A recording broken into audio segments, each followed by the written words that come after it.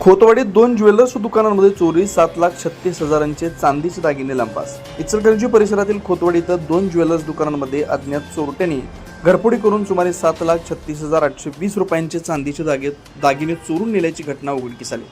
या प्रकरणी शहापूर पोलीस ठाण्यात गुन्हा दाखल करण्यात आला. पोलिसांकडून मिळालेल्या माहितीनुसार खोतवाडी चौकातील सनदी ज्वेलर्स तसेच ठाकरे चौकातील आई ज्वेलर्स या दुकानांचं शटरचं लॉक तोडून अज्ञात चोरट्याने आत प्रवेश केला. ही घटना 7 मे रोजी सायंकाळी 6 ते 8 मे रोजी पहाटे 4:26 वाजण्याच्या दरम्यान घडल्याचं नमूद करण्यात आलं. चोरीमध्ये विविध प्रकारचे चांदीचे दागिने, पैंजण, अंगठ्या, जोडवी, पिशवे, बिंदल्या तसेच इतर साहित्यासह एकूण 5.540 किलो वजनाचा ऐवज चोरीस गेल्याची नोंद आहे. या प्रकरणी शहापूर पोलीस ठाण्यात गुन्हा दाखल करण्यात आला.